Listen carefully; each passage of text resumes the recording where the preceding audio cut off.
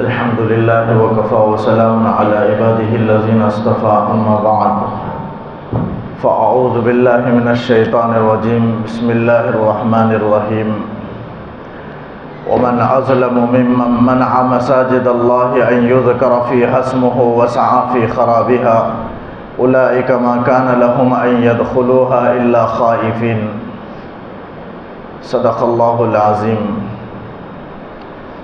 سورہ بقرہ کے 14ویں رکوع کی آیات ہے۔ اس کے متعلق کچھ مسائل کل عرض کر چکا، جس میں اللہ تعالیٰ کہتا ہے وَمَنْ أَظْلَمُ مِمَّنْ مَنْعَ مَسَاجِدَ اللَّهِ، کون ہوگا اس سے بڑا ظالم جو اللہ کی مسجدوں میں ذکر کیے جانے سے روکے اور اس کے نام لیے جانے سے روکے، وَسَعَى فِي خَرَابِهَا، اور اس کے ویران کرنے کی کوشش کرے۔ تو کل بات آئی کہ مسجد کے ویران کی جتنی صورتیں ہیں وہ تمام کے تمام ممنوع ہیں، ناجائز ہیں۔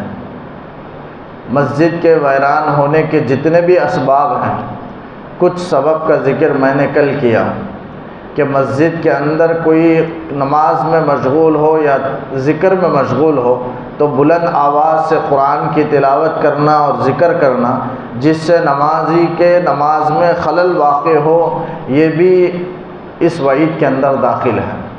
اور اسی طرح نماز کے اوقات میں مسجد کو کھلا رکھنا اور بند کر دینا نماز کے اوقات میں، یہ بھی نماز سے ایک طریقے سے روکنے کے مترادف ہے۔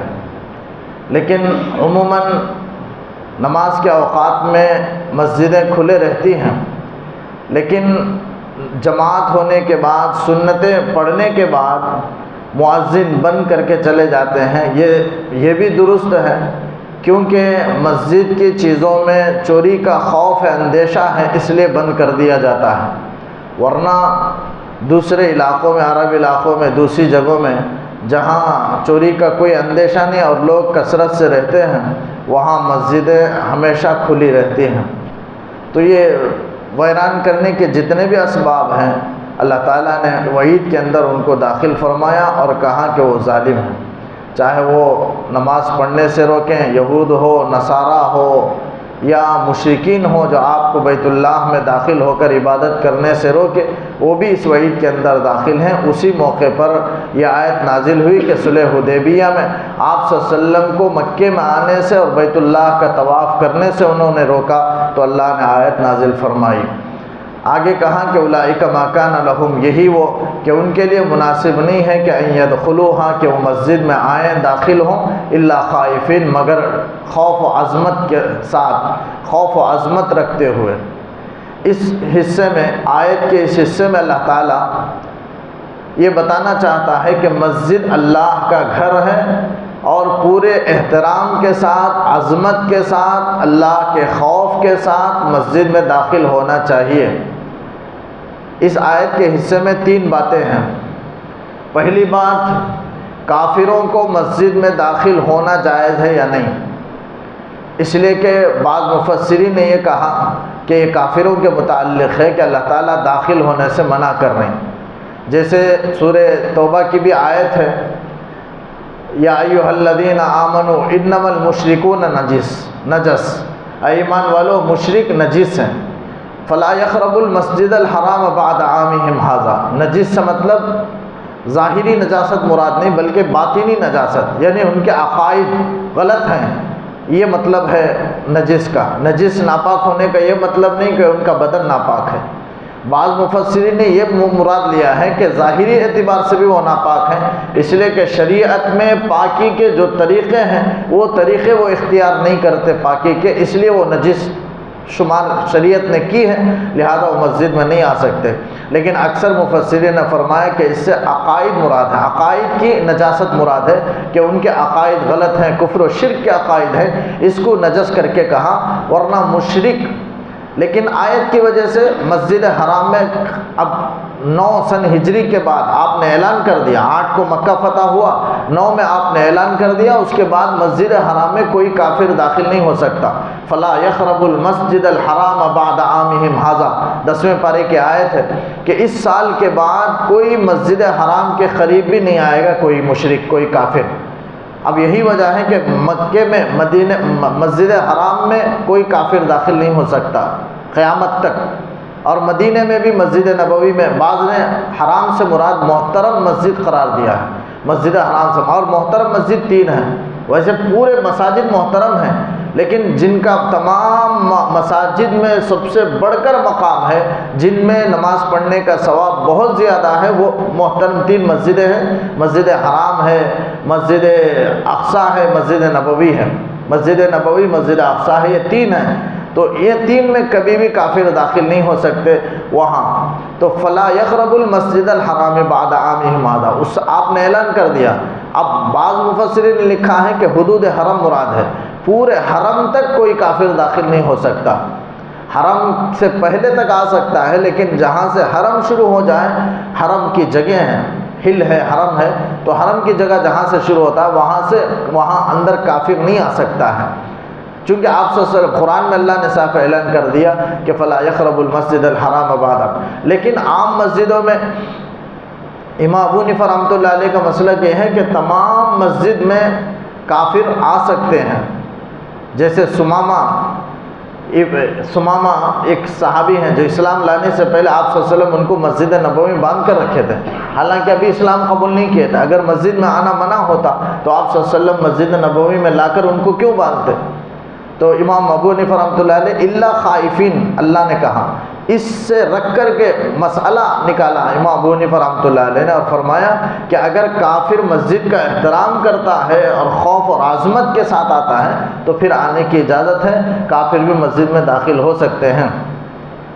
تو ایک مسئلہ تو کافروں کو مسجد میں آنے کا، اور دوسرا مسئلہ کہ مسجد اللہ کا گھر ہے، اور اس کے پاسبان وہ لوگ ہوں جو خدا ترس ہوں اور خدا پرست ہوں، مسجد کی نگہبانی کرنے والے، متقی، خدا کو ڈرنے والے ہوں، شریعت کا پاس و لحاظ کرنے والے اور پابند ہوں، یہ دوسرا مسئلہ۔ اور تیسرا مسئلہ خوف عظمت کے ساتھ مسلمانوں کو بھی داخل ہونا چاہیے، مسجد میں جب بھی آئے اللہ کی عظمت کا لحاظ رکھتے ہوئے، خوف کرتے ہوئے داخل ہوں۔ تو عظمت میں کیا کیا چیزیں داخل ہیں؟ مسجد میں آئیں، جیسے آپ صلی اللہ علیہ وسلم نے فرمایا آنے سے پہلے اپنے پیر کو، جوتے کو پلٹا کر کے دیکھیں، اگر نجاست لگی ہے تو مسجد کے باہر ہی اسے پوچھ دے، دھو ڈالے، پھر اس کے بعد مسجد میں داخل ہو تاکہ مسجد گندہ نہ ہو۔ آپ صلی اللہ علیہ وسلم نے فرمایا یہ مسجد کے آداب میں سے، ادب و احترام میں سے، مسجد کے اندر نہ تھوکے، مسجد کے اندر باتیں نہ کرے، یہ سب آداب میں سے ہیں۔ بہرحال عظمت، یہی عظمت ہے، جس کے دل میں عظمت ہوگا پورے احترام کے ساتھ وہ داخل ہوگا، وہ ایسا کام نہیں کرے گا جو بے ادبی سے متعلق ہو۔ تو احترام کے ساتھ، عظمت کے ساتھ داخل ہونا۔ اب مسجد میں آ گئے، دعا ہے، آتے ہوئے جاتے ہوئے، یہ سب عظمت ہی کی وجہ سے کہ اللہ تعالیٰ سے مانگنا، رحمت، اللہم افتح لی ابواب رحمتک، رحمت کے دروازے آدمی کے لیے کھل جائیں تو سارے کام اس کے لیے آسان ہو جائیں گے، لیکن ہم دعا مانگتے ہی نہیں اور یاد ہی نہیں رہتا۔ اور اللہ کے فضل کو مانگنا چاہیے مسجد سے نکلتے ہوئے، لیکن یاد نہیں رہتا، شیطان بھلا دیتا ہے، جس کی وجہ سے ہم اللہ کے فضل سے، اس کی رحمت سے محروم رہتے ہیں۔ نکلتے ہوئے اللہم انی اسألک من فضلک دعا اگر قبول ہو جائے کسی موقع پر، انسان کا بیڑا پار ہو جائے گا، زندگی خوشحال گزرے گی، لیکن ہماری عادت نہیں ہے، بھول جاتے ہیں جاتے ہوئے، حالانکہ سنت ہے۔ بہرحال عظمت کے ساتھ اگر داخل ہوگا تو ساری چیزیں یاد رہیں گی۔ پھر مسجد میں آنے کے بعد ذکر، مسجد کس کی جگہ ہے؟ دعا کی، تلاوت کی، نماز کی، ذکر کی جگہ ہے، اللہ کو یاد کرنے کی جگہ ہے، لیکن وہاں دنیا کی باتیں کرنا، جیسے کتنوں کو ہم نے دیکھا مسجد کے اندر ایسا شور و شغب کہ نماز پڑھنا مشکل، نماز میں اتنا خلل کہ قرآن کی تلاوت، نماز تراویح میں تلاوت کرنا مشکل ہو جاتا ہے۔ ایسے مسجد میں آوازیں، شور و شغب، احتیاط کرنا چاہیے، کم از کم لوگوں کو تو اس کا احساس ہو، اور خاموش کرائیں بچوں کو۔ لیکن بہرحال ہماری عادت ہے، بچے بھی بڑوں سے سیکھتے ہیں، بڑوں کی بھی عادت ہے مسجدوں میں گفتگو کرنے کی، شور و شغب کرنے کی، دنیا کی باتیں ہرگز ہرگز نہ کرے۔ خوف و عظمت اگر ہے اللہ کا تو یہ ساری باتیں نہیں ہوں گی۔ لاپرواہی اللہ کا گھر کا، تو یہاں اللہ نے اسی کو فرمایا الا خائفین، خوف و عظمت رکھتے ہوئے داخل ہوں۔ آپ صلی اللہ علیہ وسلم نے وعید بیان فرمائی، قیامت کے قریب ایک ایسا زمانہ آئے گا لوگ مسجد میں دنیا کی باتیں کرنے لگیں گے۔ آپ صلی اللہ علیہ وسلم نے صحابی سے فرمایا تم ان کے ساتھ مت بیٹھنا، کیونکہ اللہ تعالیٰ ان سے ناراض ہے، بیزار ہے۔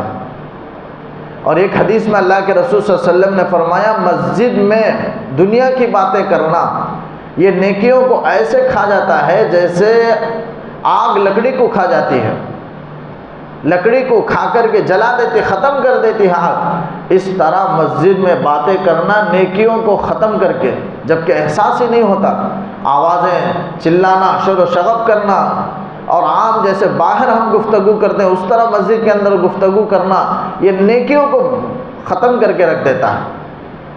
اور ایک حدیث میں اللہ کے رسول صلی اللہ علیہ وسلم نے فرمایا کوئی دنیا کی بات مسجد میں کرتا ہے، فرشتے اس سے کہتے ہیں اے اللہ کے دوست ولی خاموش ہو جا، پھر وہ بات کرتا ہے تو فرشتے کہتے ہیں اللہ کے دشمن ملعون خاموش ہو جا۔ وعیدیں ہیں۔ حضرت عمر رضی اللہ عنہ کے بارے میں آتا ہے مسجد نبوی میں دو شخصوں کو دیکھا جو طائف سے آئے تھے، طائف کے رہنے والے تھے، باتیں کر رہے تھے۔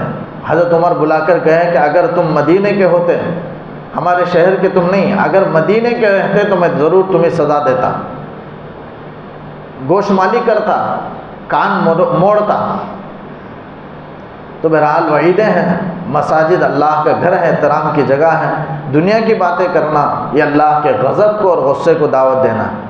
تو اولئک ما کان لهم ان يدخلوها الا خائفین، تو لوگوں کے لیے مناسب ہے کہ مسجد میں وہ داخل ہوں خوف و عظمت کے ساتھ۔ لہم فی الدنیا خزی، ان کے لیے دنیا میں رسوائی ہے، یعنی جو خوف و عظمت کا لحاظ نہیں کرتے، اللہ کے مسجدوں کو ویران کرنے کی فکر میں رہتے ہیں، ڈھاتے ہیں، اور پھر اس کا ادب و احترام کا خیال نہیں رکھتے، اللہ تعالیٰ نے فرمایا ان کے لیے دنیا میں رسوائی ہے۔ کیا رسوائی ہے؟ چونکہ یہ یہود و نصارہ کا طریقہ ہے، اللہ تعالیٰ اسے یہاں بیان کر رہا ہے کہ ان کے لیے قیامت تک کے لیے رسوائی ہے، برے کاموں کی وجہ سے۔ اللہ کے گھر کا بھی انہوں نے پاس و لحاظ نہیں رکھا، بلکہ اسے ڈھانے کی فکر میں رہتے ہیں۔ جیسے میں نے کل کہا روس کے اندر کتنے یہودیوں نے مسلمانوں کے کئی ہزار مسجدوں کو ڈھا دیا، تو اس بری حرکت کی وجہ سے اللہ تعالیٰ کہتا ہے ان کے لیے دنیا میں رسوائی ہے، یقیناً رسوائی ہے۔ کیسے رسوائی؟ قتل ہو جانا، قید ہو جانا، جزیہ ٹیکس دے کر کے شہر کے اندر رہنا، حکومت میں رہنا، یہ سب ذلت کی بات ہے، یہ سب ان کے لیے مقرر کیا گیا۔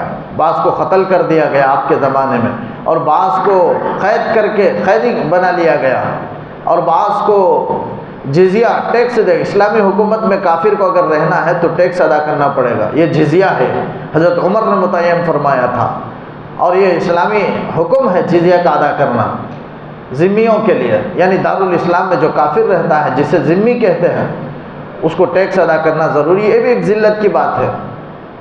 تو اللہ تعالیٰ نے فرمایا کہ اولئک لہم فی الدنیا خزی، ان کے لیے دنیا میں رسوائی ہے، ولہم فی الآخرۃ عذاب عظیم، ان کے لیے آخرت میں دردناک عذاب ہے۔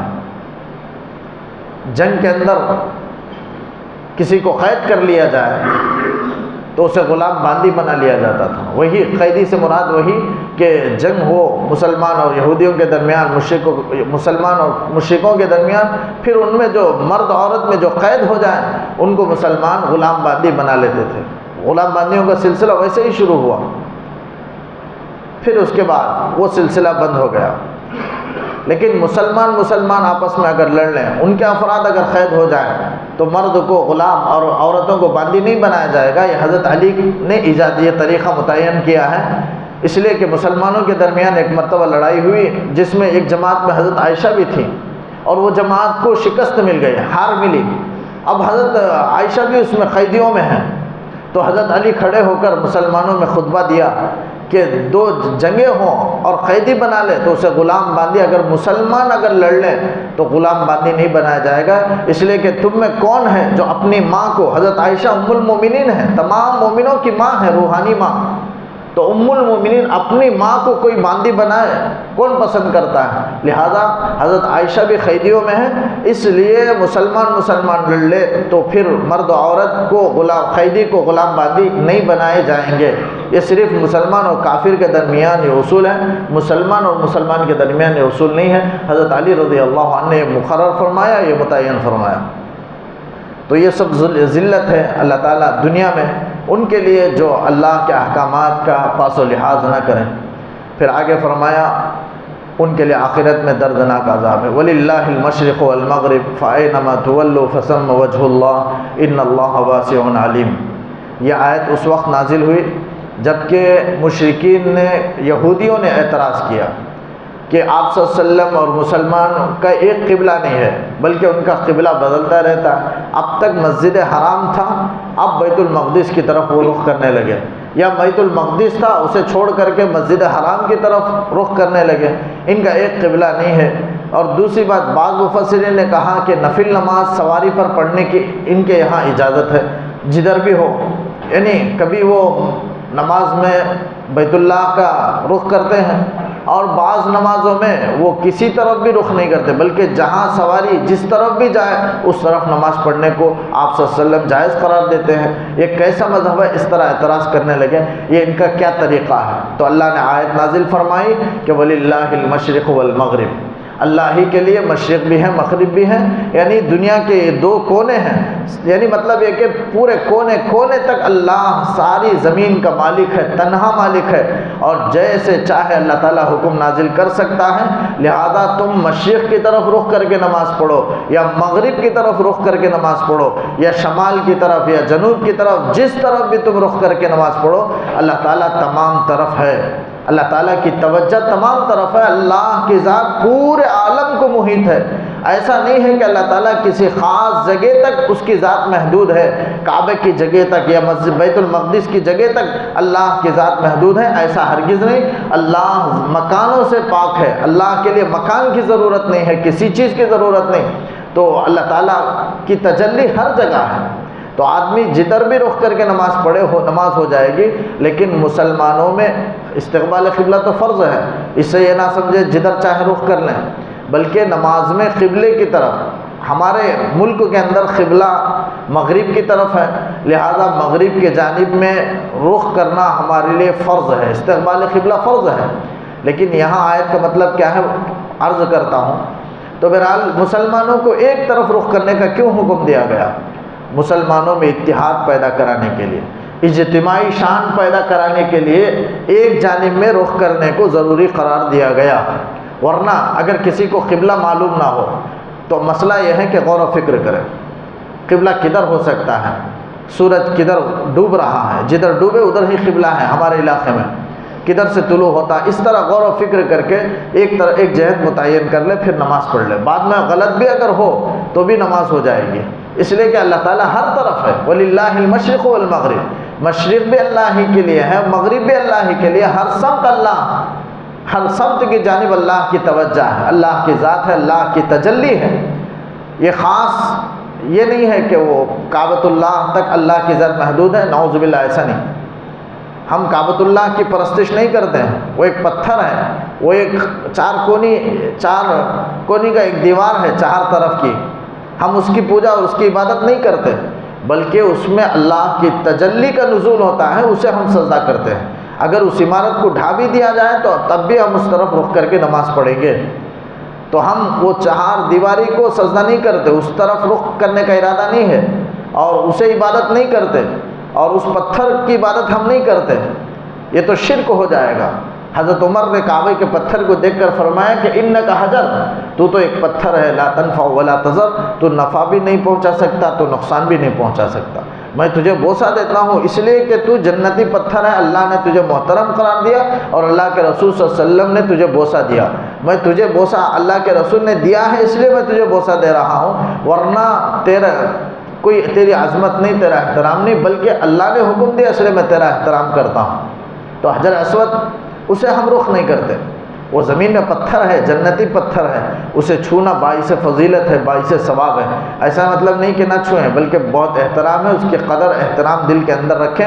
حدیث میں آتا ہے ید اللہ فی الارض، یہ کعبہ جو ہے وہ پتھر جو بیت اللہ میں حجر اسود ہے، اس کو ید اللہ کہا گیا، یعنی زمین کے اندر وہ اللہ کا ہاتھ ہے۔ جیسے لوگ اپنے شیخ کے ہاتھ کو، بزرگان دین کے ہاتھ کو عظمت سے بوسہ لیتے ہیں ہاتھ کا، اور وہ جائز ہے، قدم بوسی ناجائز حرام ہے، جھکنا، لیکن اگر کوئی ہاتھ کو بوسہ لیتا ہے تو یہ جائز ہے۔ تو جیسے مرید اپنے شیخ کے ہاتھ کو بوسہ لیتا ہے یا کوئی شاگرد اپنے استاد کے ہاتھ کو بوسہ لیتا ہے، یہی حال اسی طرح کعبے کو بوسہ لینے والا گویا اللہ کے ہاتھ کو بوسہ دے رہا ہے۔ حجر اسود کو بوسہ دیتا ہے تو گویا اللہ کے ہاتھ کو بوسہ دے رہا ہے، لہذا اس کا احترام تو ہونا چاہیے، لیکن ہم اس طرف رخ کرتے ہیں لیکن اس کی پوجا نہیں کرتے، اس کی عبادت نہیں کرتے۔ تو اللہ کسی مخصوص جگہ کے ساتھ محدود نہیں ہے، اللہ تعالیٰ ہر سمت ہے۔ اس کے اندر ایک مسئلہ عرض کرنا چاہتا ہوں۔ مسئلہ یہ ہے، یہ آیت اسی موقع پر نازل ہوئی، آپ صلی اللہ علیہ وسلم اجازت دیے کہ نفل نماز سواری پر پڑھ سکتے ہیں، اور نفل نماز سواری دو طرح کا ہے۔ ایک ایسا سواری ہے جس میں قبلے کی طرف رخ ہی نہیں کر سکتے، اور پہلی بات نماز ایک ایسی چیز ہے، نفل نماز، جو اسے آدمی جب بھی پڑھنا چاہے پڑھ سکتا ہے، خیر موضوع کہا گیا، یعنی ہر موقع پر حاصل کی جانے والی، پڑھنے والی عبادت، کی جانے والی عبادت وہ نماز ہے۔ اب وہ آدمی جب چاہے اسے جذبہ آ سکتا ہے۔ اب اگر پڑھنا چاہے، سواری پر بھی بیٹھ کر اگر پڑھنا چاہے، سواری دو طرح کا ہے، ایک قبلے کی طرف رخ ہی نہیں ہو سکتا، جیسے گدھے پر، گھوڑے پر اگر کوئی سوار ہو کر کے نفل نماز پڑھنا چاہے، اونٹ پر، جیسے اس زمانے میں نفل نماز صحابہ ایسے ہی پڑھتے تھے، اونٹ پر، گھوڑے پر، آپ صلی اللہ علیہ وسلم بھی گدھے پر، آپ نے مدینے میں ایک صحابی کی عیادت کے لیے جاتے ہوئے آپ نے نفل نماز مدینے کے اندر شہر میں آپ نے نفل نماز پڑھی ہے سواری پر۔ تو ایک سواری وہ ہے جس میں قبلے کی طرف رخ ہی نہیں ہو سکتے، اب جانا ہے کسی اور طرف، قبلہ پیچھے کی طرف ہے، تو اس کی وجہ، نماز کی وجہ سے گدھے کو ادھر نہیں پھرا سکتے، بلکہ ادھر جانا ہے، قبلے کے مخالف سمت میں جانا ہے، اور قبلہ پیچھے ہے۔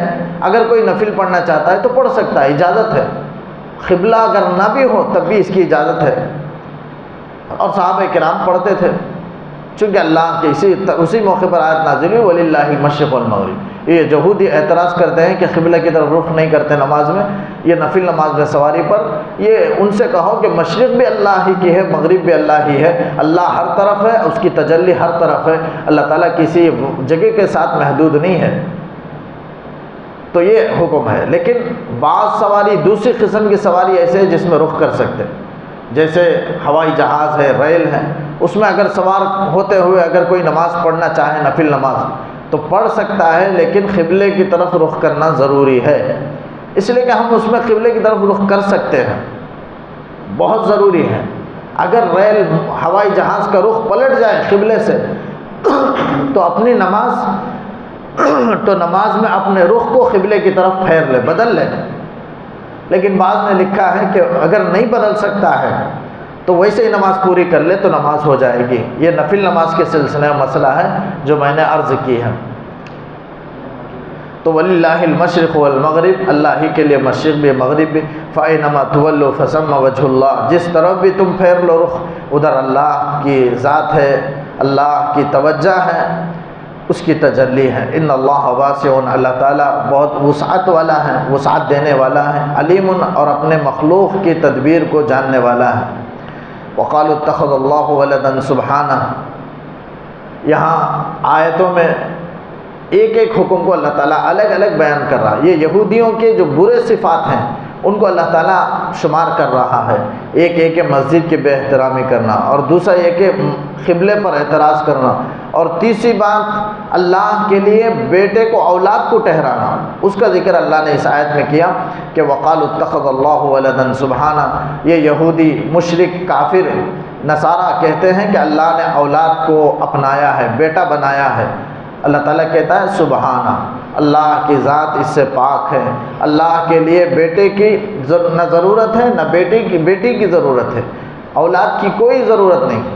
یہود کہتے ہیں کہ عزیر اللہ کے بیٹے ہیں، وقالت الیہود عزیر ابن اللہ، یہود کہتے ہیں کہ عزیر اللہ کے بیٹے ہیں، وقالت النصارى المسیح ابن اللہ، اور نصارہ کہتے ہیں کہ عیسیٰ علیہ السلام اللہ کے بیٹے ہیں۔